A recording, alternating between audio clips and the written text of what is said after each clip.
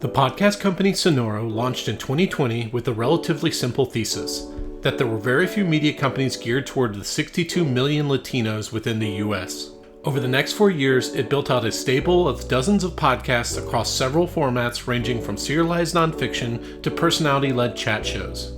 In addition to the standard podcast monetization models, it also sought to further capitalize its IP by selling adaptations to Hollywood studios and developing its own merch lines.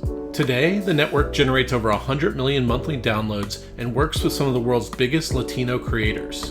In a recent interview, co-founder Joshua Weinstein explained how the company partners with talent and walked through all the ways it's monetizing its IP. Hello, I'm Simon Owens, and this is The Business of Content, the show about how publishers create, distribute, and monetize their digital content. If you want to listen to an audio version of this show, subscribe to The Business of Content wherever you get your podcasts. Okay, let's jump into the interview. Hey Josh, thanks for joining us. Thanks so much for having me. So I'd love to start by just talking about the origin story, of the company you run, this podcast company. Your entry into media originally was at the Walt Disney Company, right? Absolutely. Yeah. So I started the Walt Disney Company working in the chairman's office, back in 2002 and was focused on really global creative strategy. Ultimately left there and worked as an investor in the media space and eventually as an entrepreneur outside of media. But right before COVID, So before we go there, so what were you talk a little bit more about what you were doing at Disney? Yeah, so at Disney, I helped run this corporate synergy and special projects group, which was focused on delivering value across different divisions of the company, but always IP driven. That is to say, how do we think about, at the time, ABC television wasn't thriving yet? How do we think about leveraging the parks or other IP or the music division, or for that matter, what's going on in Europe, in ways that can drive immediate value for, at the time, a business that really needed a little bit of help at ABC television? Or how did we at the Disney television studios utilize intellectual property from other parts of the business to drive value there? Yeah, and that's why Disney is still the top media company in the world, is just because it's just been so good at leveraging its IP better than anybody else, whether it's through its parks, it's through its cruises, it's through all its merchandise. I just watched a big video essay on how the pink bear in the third Toy Story movie is a huge industry in China because for some reason they love that particular character. So just building this global IP powerhouse, basically. Would you say that's a fair assessment of why the Disney company is such a powerful brand?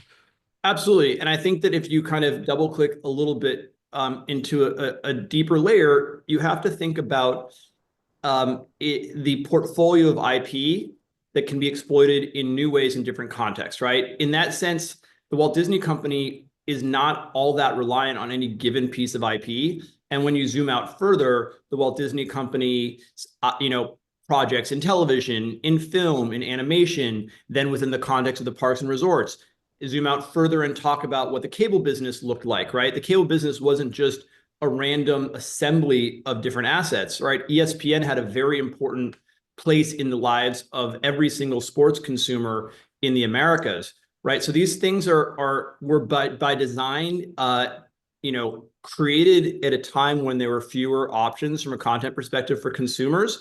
And I think what we were seeing in the early 2000s was a transition to a more diverse way of people consuming content. And the Walt Disney Company and those assets were going to translate into consumer touch points far outside of the origin, right? And you were there during the Eisner era? Yeah. Yeah. And so your job was just to look for ways to drive synergies with IP? Yeah, and to think about ways that different divisions of the company could support one another, right? So, I mean, it's a long time ago now. We forget how massive the global DVD business was, right? But to relaunch The Lion King as a DVD property was a very significant thing. To think about the Super Bowl as a tentpole opportunity. In 2003, we had the Super Bowl. How do you think about launching properties there? And the kind of intellectually lazy and overly simplistic view of that is, well, you're going to take a particular TV show and trailer it and promote it right after or during the Super Bowl. You're going to have the Super Bowl lead into that. But there are dozens of other ways in which one can integrate brand messaging. I'll give you an example. Disney's California Adventure, which is now a thriving enterprise, at the time was this little startup that no one really paid attention to and people didn't want to go to. All right, well, what can you do to kind of bring the Disney magic to that context? And what are the products and services that people are excited about there? Same thing with the cruise ships, right? So the lessons that I took from there was really about the magic of the intellectual property. And if you have strong IP as the base, then that earns you the right to command attention from the consumer and ultimately dollars from the consumer, Yeah. which is what people are struggling with today, right? In And media. yeah, and these are some of the ideas that kind of, support what you're doing with your current company. Basically taking this IP in one area and trying to, I guess, exploit it is kind of a loaded term, but to utilize it in, other forms as well. And that's something that's happening within the larger creator economy. With Mr. Beast launching, his own brand of candy, and Dude Perfect launching basically their own theme park and stuff like that. So we'll get to talking about that. So you said you worked in like investing afterwards. What were you doing there? Yeah, I worked with a couple of different private equity platforms, and I ultimately moved to Shanghai and built a business in China focused on distributing mobile content to Chinese consumers before I came back and built a business totally outside of media, which was in the renewable energy sector. Oh, cool. What were you doing there? The essentially, like, we believed at the time that schools, which are particularly good buyers and counterparties when it comes to renewable energy, were underserved by the financial structures in the market. And in particular, there really wasn't a brand or platform that spoke to the needs of schools. That is to say, if you're on the board of trustees of a school or a university, your needs are different from just an industrial park. And we built a business that was focused on, promoting renewable energy awareness and education in the classroom, and also providing robust structured finance capacity to enable schools to embrace solar energy in a cost-effective way. Yeah. So what pulled you back into media? Because that's obviously pretty far away from it. So you started this company. It's called Sonoro. Is that how it's pronounced? We started Mm. Sonoro about 5 years ago because we saw that the US Hispanic consumer and the global Hispanic consumer was being underserved from a content perspective. So for context, there are 60 million US Hispanics. 90% of the population growth in the US since COVID has been Hispanic. And US Latinos, regardless of language, are driving culture and commerce. Okay. And so that's kind of one data point. The second data point is there are 500 million people in the world who speak Spanish. Interestingly, there are actually more native Spanish speakers on the planet than there are native English speakers. So then we asked ourselves a separate question, which was, when was the last time a culture first media platform focused on this community of consumers was launched? And it turns out that Telemundo, inside of NBC, inside of Comcast, that's a business that was started in the 50s.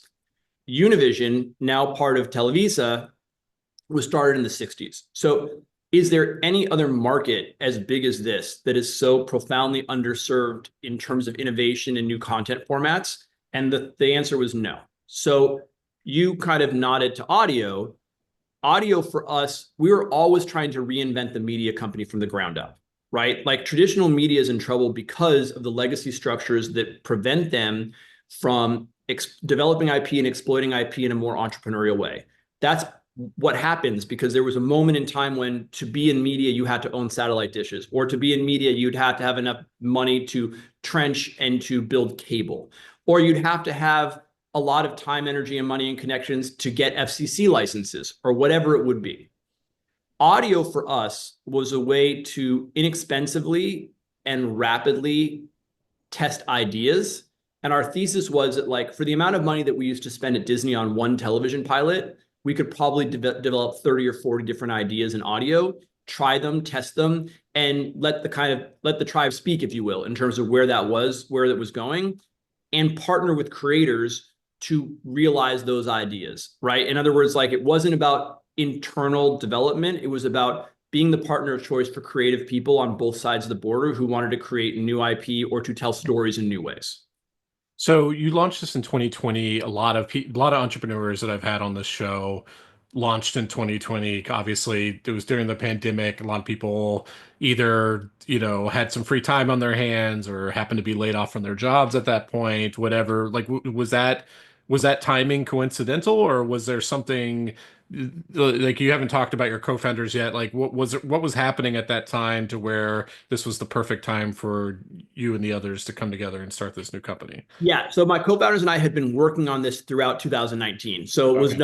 not the COVID timing is, we were, I think, fortunate to be able to use that time well. In other words, at a moment when people are really scared, we were able to invest heavily in the acquisition of a couple of different properties, the acqui-hire of a couple of different teams in Mexico, the construction of some physical studios that we have in Mexico, all during early COVID. But no, we're not a COVID-born business. We're a business that was focused on kind of the various strategies that we thought we could pursue starting in early 2019. We were developing the plan and testing some ideas. And then we partnered with some of the best media investors, Larry Hippo, Founder Collective, eventually Graycroft, who said, okay, we believe that what you guys are going after is a massive opportunity and that the creator first approach makes sense. In other words, the dislocation in all the market, in the media market, where people are so freaked out about what's going to happen and what's going to happen with cable and what does linear TV look like and the box office and then COVID and all of these compounding things, when people are kind of worked up in a frenzy about, is Netflix going to kill everything, to say nothing of the double strike and whatnot.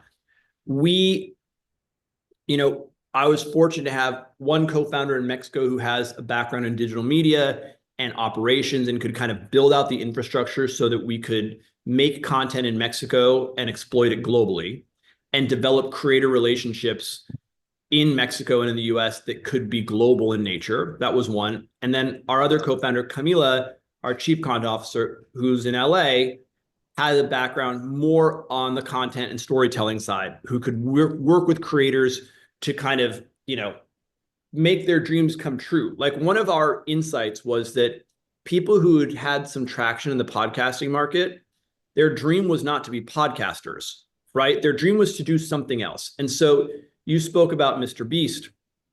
Think about it this way. Mr. Beast has traction. He makes money. He can hire several hundred people to make his dreams come true. The tier right below that can have a little bit of traction, can hire 1, 2, 5, 20 people.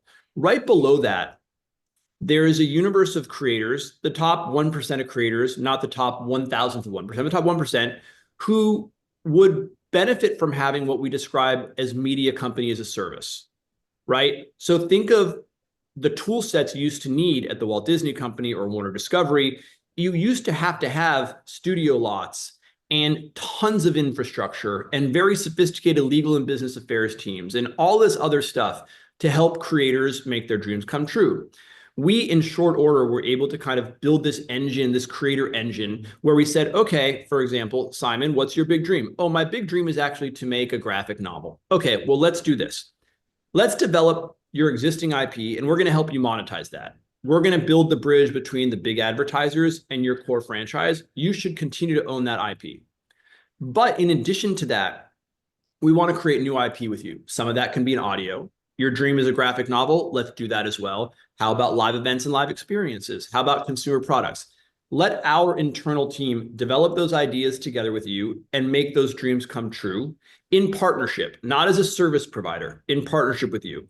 So our business plan was to be the partner of choice for the creators in this global Hispanic economy. And our feeling was like, if we became the partner of choice for the right creators, we then in turn become the partner of choice for the right brands, the right distributors of content, the right producers of live event. And Sonoro would kind of sit in the middle of that ecosystem, controlling the flow as the kind of the entity that kind of can make all of this stuff happen rapidly and inexpensively. So I think I read in Axios that you all raised a few $1 million in seed funding when you were launching. So what's the actual pipeline look like in terms of So when you develop a show, is it an already existing show and you're coming on as like a podcast network who's mainly just working on the monetization, or are you only launching shows where you own 100% of the IP? Maybe there's a rev share or equity share. Like how are you approaching the actual, pulling in creators and working with them? So our view is it to thrive in this kind of crazy media ecosystem today, the answer has to be all of the above. So the way that we've constructed our business is that we have a content partnerships team in LA and New York and in Mexico City. And we have a creator services team in Mexico City that's serving creators. Then we have a commercial team in the US and a separate commercial team in Mexico. And then we have back office and finance and ops in Mexico that services this globally. So there are times that we create content in English. There are times that create content in Spanish. There are times that it is a function of existing properties that we're monetizing on a rev share basis with our partners. There are times when we're developing all of that internally. There are times when it is short form. There are times when it's long form. There are things that are being developed for TV and film, and there are things that are going from audio into YouTube and living on social. The common thread is on the one side is creators, on the other side is consumers, and that bridge in between them ultimately is the money that comes from the Fortune 500, right? So we are focused on delivering value to the creators, which comes in several forms, including the kind of creator engine, and then of course money, right? So if you think about being an individual creator, you can go and kind of hire all these, you can produce all your content yourself, you can monetize it yourself, you can market it yourself, you can have your own PR team, you can then exploit the IP in other areas, you can develop your own live event show, you can produce your own live event show, you can have an agent or a manager help you. Think about all the functions that those kind of dozen people would do, Sonoro does for you as your partner. And then now that we've grown and we have scale, we have a really interesting seat at the table there, right? Because we can say, hey, we have the capacity to launch a show because, per Podtrac, we're the fourth largest on the planet or whatever it is. And outside of audio, we are now the beneficiary of a very strong relationship with a lot of Fortune 500 brands who are looking to us to curate where things are going. So Toyota just came to us and said, we want to reach young Latina moms. Okay, well, there are several ways to do that. We have these creators, we have our own internally developed stuff, we can curate this, we can produce this. And the ultimate outcome there was a 7-episode series, 6 of which were in audio, 1 was in video, with subsequent seasons being developed. But it's a new piece of IP owned by Toyota, developed by us, that is then paired with scalable media, right? In other words, it's not just a pretty picture or a podcast or a video. We can now deliver, Sonoro can reach 1 of 3 US Hispanics. And so in highly targeted media context, whether it's an audio or video. And so then you have kind of the full stack from idea to creator selection to creative execution to production, and then ultimately to distribution and to highly targeted media that's scalable. So if I understand you correctly, in some cases, someone might already have an already existing podcast, either maybe independent or, working with another podcast network, and they sign on with you and they continue doing the podcast, but you are helping with, all kinds of things to help make that podcast bigger and a better business. That's one component. Am I getting that part correct? Yep. And then Yep. another part is like you can launch new podcasts either with someone who maybe has a big YouTube channel or is big in some other way, or maybe they're just kind of a behind the scenes person, but like they were working at This American Life or something, and they're pitching you on like a more narrative show. In that case, you were kind of building a podcast up soup to nuts, kind of like you have that capability as well.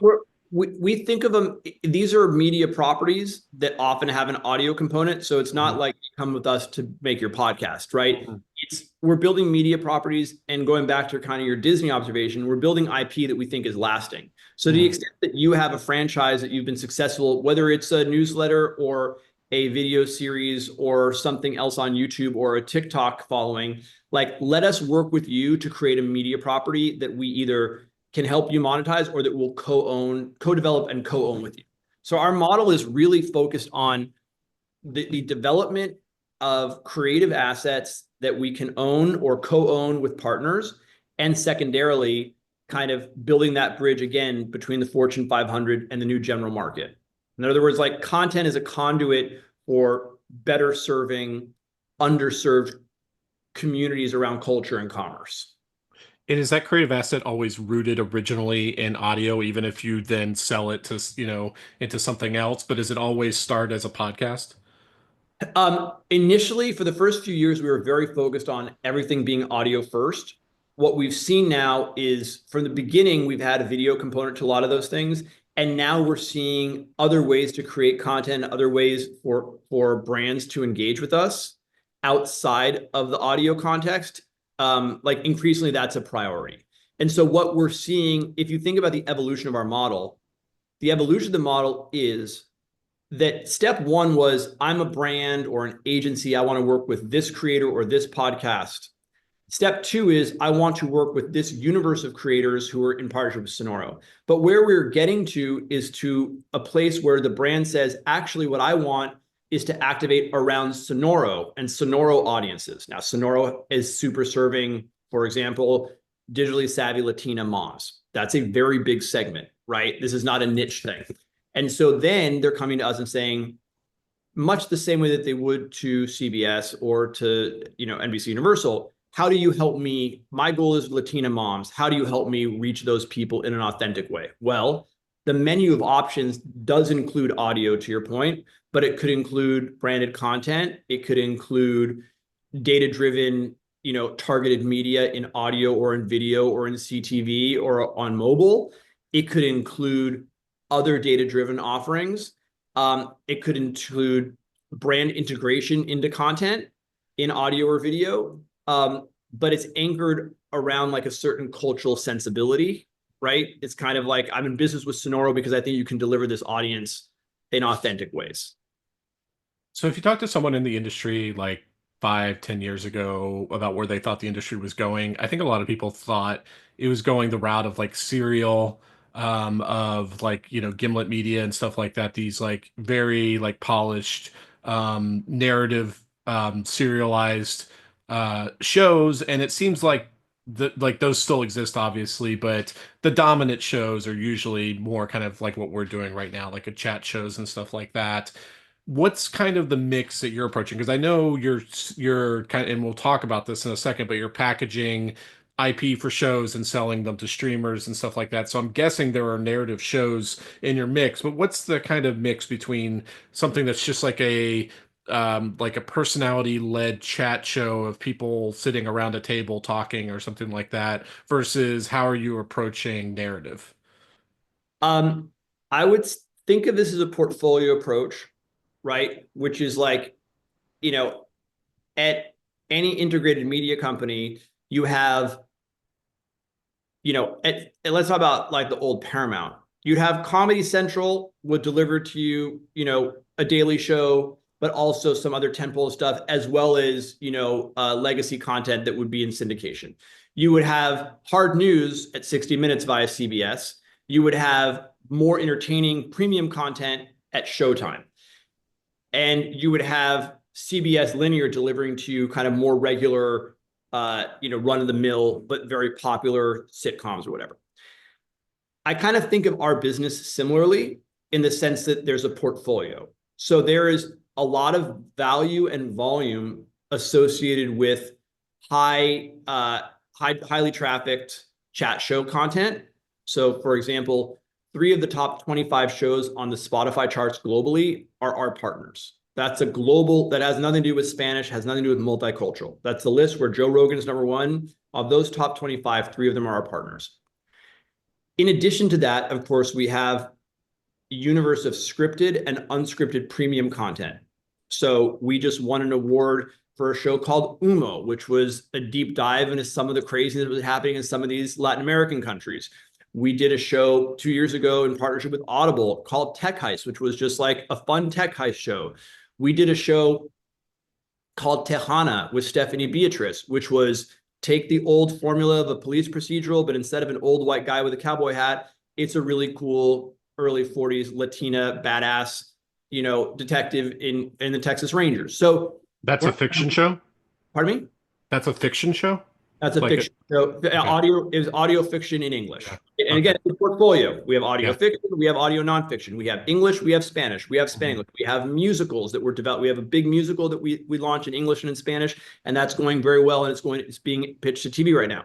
But the core focus of the whole business is less podcast. To your question about like Gimlet or Wondery, our vision here was the creator economy is going to eat all of this. In other words, in a world where you don't need to be a big studio or a multi-billion-dollar corporation to reach consumers, right? Because I don't need an FCC license. I can put out a piece of content on the RSS feed and it could get popular in Slovenia. I have no idea. Because the marginal cost of distribution has gotten down to zero, I have the ability to say, if you and I start a business tomorrow, we're very concerned about sending out a DVD because we only have so much money to do to print a DVD and to send it. And thus we're going to have to be very particular about who we're serving and who we think is going to give a shit about what we're making. In a world where distribution cost is reduced, we have flexibility. And we've used that flexibility not to build a podcast network. We use that flexibility to say, okay, how do we then effectively reach consumers with creators as our partners, with audio as one channel of entry? And thus, the kind of premium scripted thing that you saw with Gimlet or with Wondery, which was very successful. And of course, I think you and I are probably super fans of a lot of that content. That is kind of audio ecosystem 1.0. And maybe 2.0 was like kind of the culture focused chat show stuff that you saw. I see us as the evolution of that. It's in a different space than it was from the beginning, which was media company from the ground up. Like we need to be IP owners. We need to be controlling the audience. We need to be building and monetizing fandom, not just putting out content. And that's kind of what you see with Mr. Beast, and that's what you see with a lot of other verticals. If you look at some of the stuff that, for example, the Churn guys have invested in, like Meat Eater. Like Meat Eater is an ecosystem. It is a media business. It's driven by a personality, but there are 5 or 6 or 10 consumer touch points, and I'm no doubt they're developing many more. Think of Sonoro as a family of brands like that happen to be culture first, happen to be cross-border, and happen to be, frankly, just youth skewing in a way that I think historically media, at least in this moment, have been unable to do effectively. So for narrative shows, there's kind of like been this shifting philosophy for distribution because it can be really hard to get a new narrative show off the ground, really hard to sell ads into it because you don't know ahead of time how popular it's going to be. Obviously, it's also a much more expensive um, uh, format than, a chat show, which is, obviously can run year round. So you can predict like what the downloads are going to be and stuff like that. So you're seeing some companies, they're basically developing all their narrative shows in like a single feed or just like a small number of feeds instead of launching brand new feeds that they have to build an audience for with every single successful feed. What is kind of been your approach when you're launching new shows? Are you doing that on brand new feeds, or are you trying to consolidate the audience into like a few centralized feeds? It goes without saying that launching new content, whether you're a TikToker or a YouTuber or a podcaster, is extraordinarily difficult and has gotten only more difficult. I would say that in our US Hispanic business and for sure in our Mexican business, we were the first movers. And so we have connection points in some of those more powerful feeds, which allow us to launch additional properties that way. Our experience has been that we do integrate various pieces of content that are kind of interconnected or, for that matter, unrelated into the same feed. And that has worked for us both in English and in Spanish. We Is also that like running the first episode in an already a popular feed, but you're trying to get people to sign up for a new one? Is that what you're talking about? Like where there's like a no, sample episode? look, we have some shows where we've actually developed think of it as like a spin-off where we're running it in the same feed. So actually in the same feed, you're going to find, content piece A, and in parallel, that might come out Mondays and Wednesdays, and then the other one might come out on Tuesdays. And again, part of my view of the evolution of the contemporary media ecosystem is that it's a mistake to think that the rules need to be rewritten and that, you're kind of playing with a clean slate. I don't think you are. I think like this either idea of like how do you program content for a particular moment in time or a particular day is very important. And I think we know that from linear television from when there were three networks, right? And so I look at our business the same way, which is, hey, sometimes we have something that goes on at late night, and sometimes we have something that goes on for kids during the day, and sometimes it's a piece of branded content that might not have organic audience, but that's really resonant for a particular brand. And so you just need to find ways to connect the consumer with that. And that includes like, which is why we're distribution agnostic, right? Like this is why we don't have an app and never did and never contemplated that, because our content, we want to reach consumers wherever they are. And sometimes that's on YouTube, and sometimes that's on TikTok, sometimes that's on Instagram, sometimes that's on Spotify via the RSS feed. Yeah. And so like over the speaking of YouTube, the industry has radically shifted in the past few years towards video podcasts. YouTube is now, depending on how you look at it, the number one podcast consumption app on the planet. As that became more and more apparent, what did that mean for your company? Like, were you having to build out studios with multi-camera setups and stuff like that that your podcasters could physically go into? How did you kind of handle that shift more towards like a video? Some would say that podcasts are almost like a video first medium for some now. Yeah, I would say that if we'd had this conversation 5 years ago, I would have said to you, and you said to me, what do you think of YouTube? And I said, well, we have an advantage being that we're operating in both Latin America and the US, is that we've seen the shift to the power of YouTube. We saw that 5 years ago. Mm-hmm. In other words, already it was pretty clear that YouTube was the biggest radio station on the planet, the biggest television station on the planet, and the easiest way for people to consume content. That is especially pronounced in less wealthy countries where the proclivity to spend money on a premium service, or for that matter, to download something that's going to, at the time, require more heavy burden on the cellular network. In other words, like even if Spotify were free early on in Mexico, people were still on cell phone plans that were not all you can eat. And in that context, what you were seeing was a lot of content downloaded on Wi-Fi from YouTube and then consumed outside. And so in our earliest kind of exploration of this market, we noticed that in the consumption patterns in Mexico City in particular, and that informed kind of our content strategy, which was like there was always a YouTube component. I think secondarily, because we have internal production and studios that we own and control, we built those during COVID to include all of that video capability, because we understood the value of that, and because our cost structure was more manageable than maybe it would have been if we had 100 people in Brooklyn. So that the video trend, I put that in quotation marks, is for us like not a new thing nor a surprise. Well, how often are your podcasters like going into a studio that you own that has like a video set up in it versus what we're doing now, like over Zoom or Squadcast or Riverside or something like that? It depends. I think that I would say more than half of our shows are highly or more produced than this. Mm-hmm. And many of them are shot in our studio. Many of them are shot in other folks' studios, and then leverage our internal production resources to kind of cut them and edit them. So there's two pieces. One is the capturing of the raw content. And then secondarily is like, how do you engineer and produce things in an optimal way?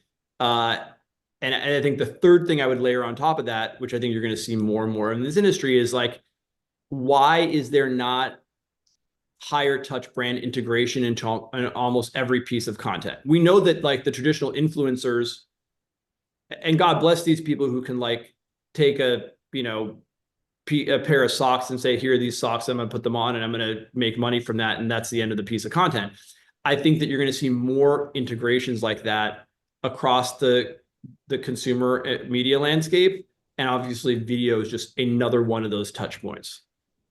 For the narrative portion, like I used to listen to like the behind the scenes stuff for Gimlet, and they had like an actual meetings where they were like very to a very minute detail, going into the edits and really critiquing what they were doing. What kind of like narrative pipeline do you have for journalists to like develop like really like rich storytelling in terms of sound design and stuff like that, for your narrative shows? Like, is there a specific team that focuses on that kind of stuff? We do have a team that focuses on that, and that's a team that is, run by our chief content officer, which is a team of people both in the U.S. and in Mexico. And I would bring it back to the example of the old Viacom, which is, on the one hand, there was less expensive content being produced on Comedy Central that was delivering dozen hours a day of stuff, and then you also had 60 Minutes that was working for 15 months on one 23-minute story. And we're set up similarly, right? So we do have a robust pipeline of those kind of narrative nonfiction. We're doing less investigative work because of the timeline. But we do have, every year we're launching some sort of nonfiction show like that. And then we also have fiction shows that are heavily super premium fiction shows that are that we're often doing in partnership with tier one talent. And that is where we do have like huge sound design. And we do have those rooms of people, debating the edit. We have a show that we announced that we're doing with Mario Lopez that's going to come out later this year called Zone of Silence. And Zone of Silence is kind of this area. The Zone of Silence is like the Bermuda Triangle, but happens to be kind of in that Texas-Mexico border. So there we have script writers and researchers and composers and sound designers and engineers. And to your point, like the kind of writer's room of people really delving deep into this. And that's been great. We did a show last year that we launched at the beginning of this year with Xochitl Gomez, whose last big project was with Marvel. And that was a show called Far Away. That show is written by Matt Castellanos, this visionary director, and his business partner, his writing partner. And there we have immersive sound design. And that is like several people in the writer's room over and over again. And so that's a property that like we were able to bring to McDonald's successfully. So that's a good point, right? It was like, this is the evolution of this business, which is, that's a smaller property that might not have guaranteed audience, but much like you would at a larger media business where you say, the Simon Show is very popular and I can guarantee you audience. Josh's show is a startup. We don't really know what's going to happen. Hey, McDonald's, you trust that Sonoro knows how to work with Simon and with Josh, even though you've never heard of Josh.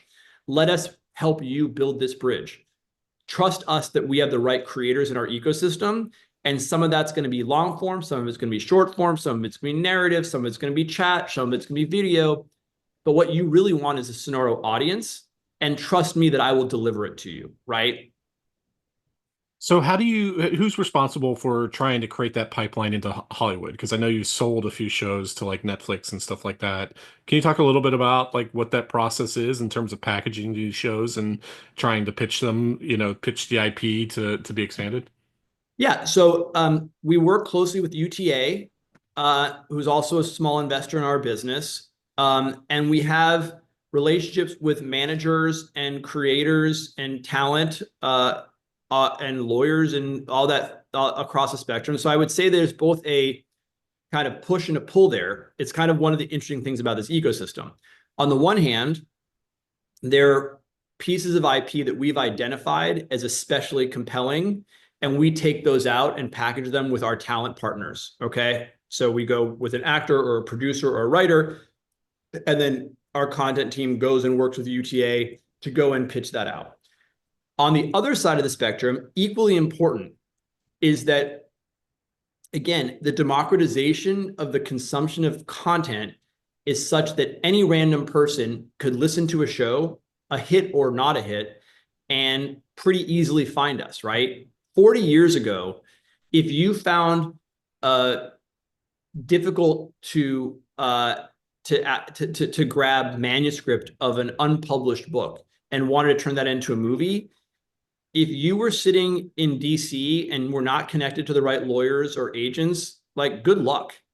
We have shows that, frankly, by our estimation, didn't have IP that we thought was going to be developed beyond the audio franchise, where people randomly email us at info@sonoromedia.com, subject line XYZ show. Like, I listened to this show.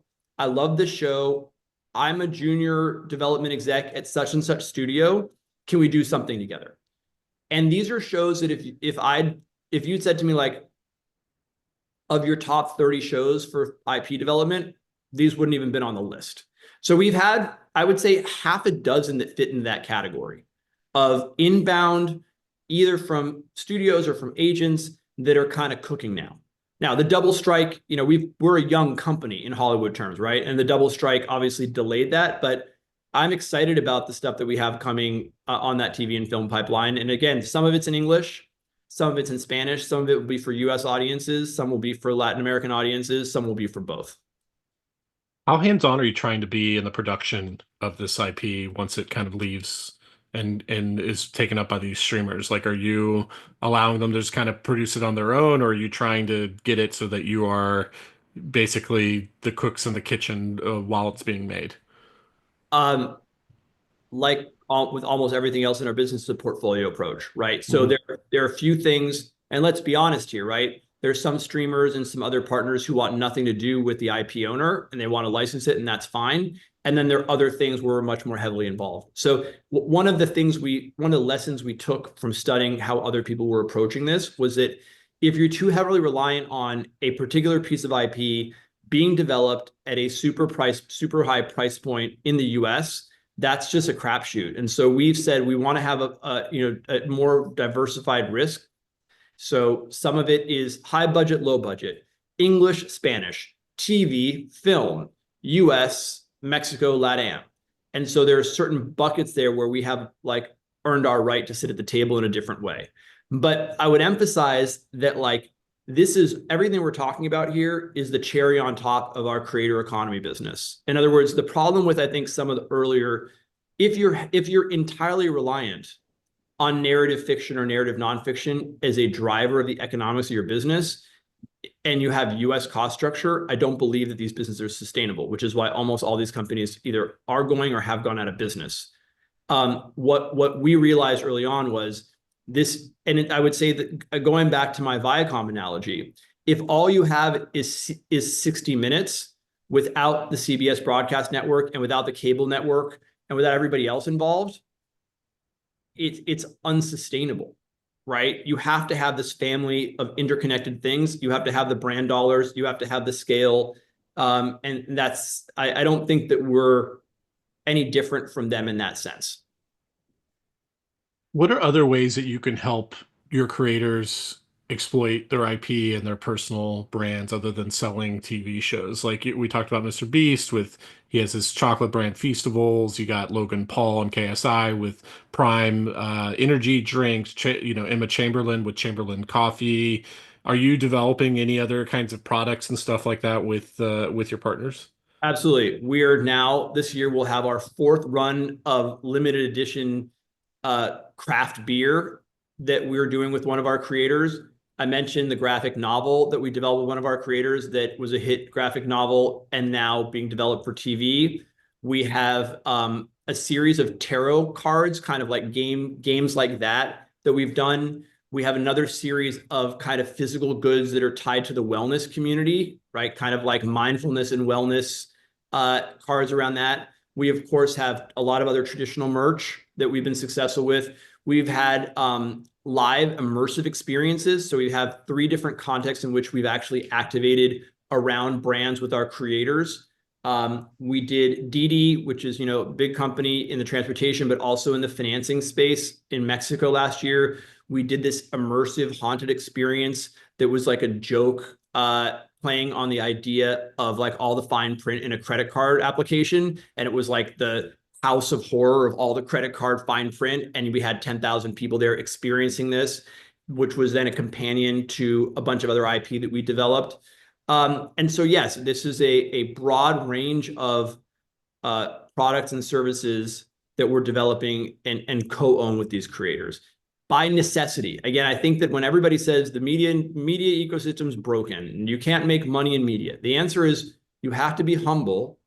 You have to be in partnership with the right creators, and you have to have an appropriate cost structure that can help you develop IP and help you develop creator touch points for brands, because without that, these businesses are fundamentally unsustainable.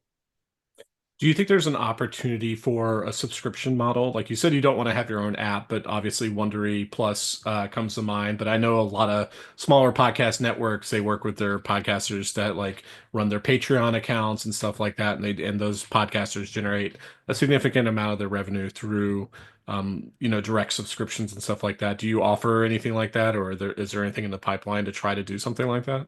Absolutely. In fact, we just launched a show called Tales Unrolled, which is a D&D podcast. So this is a good example of kind of where's the world going? So this is a show that is in video and audio.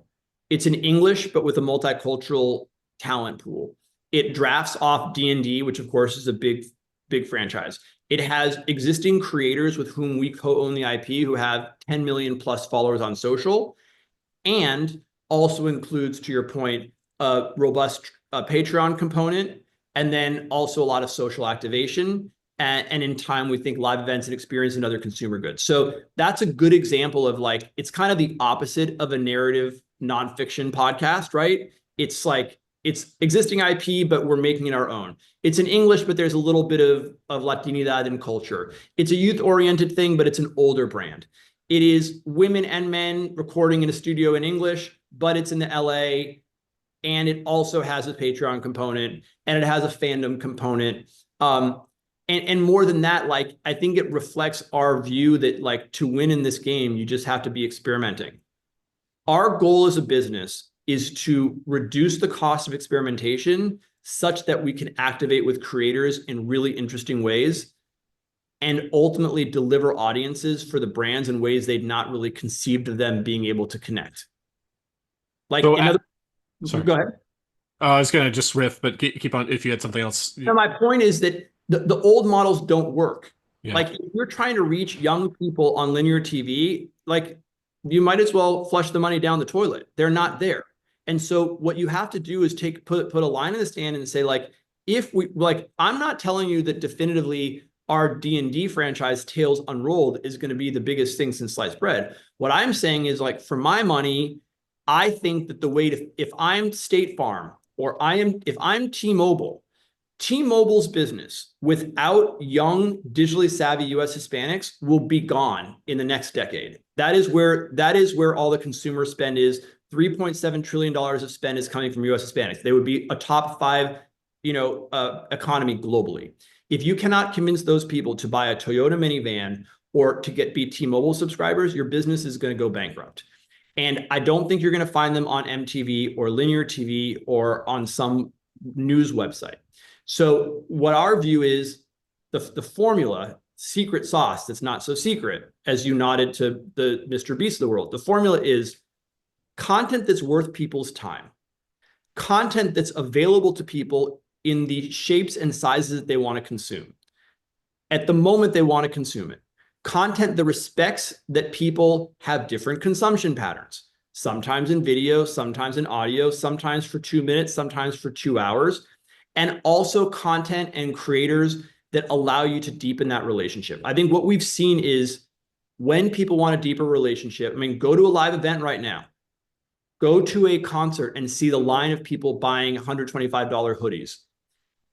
It is about community and fandom, and that starts with the creators. And I think our view is like the brands want to be associated with that, but the problem right now is that the ways to connect directly are very, very tough for a brand to connect with the consumer in these contexts. So we're trying to kind of build that bridge, if you will. And I think the last reported number I saw was that your network is generating about 100 million downloads per month. And is that including like YouTube views, or is that just audio? In both. Yeah, that's a pretty massive reach. And I think I saw, do you still have like 55 people? What's your kind of staff count? Our team is 45 people. 45 people. Okay.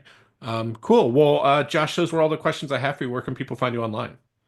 Sonoramedia.com, and obviously on social, and more than that, like through the various creator channels that we kind of help promote and exploit. All right. Well, this is a lot of fun. Thanks for joining me. Thanks for making the time.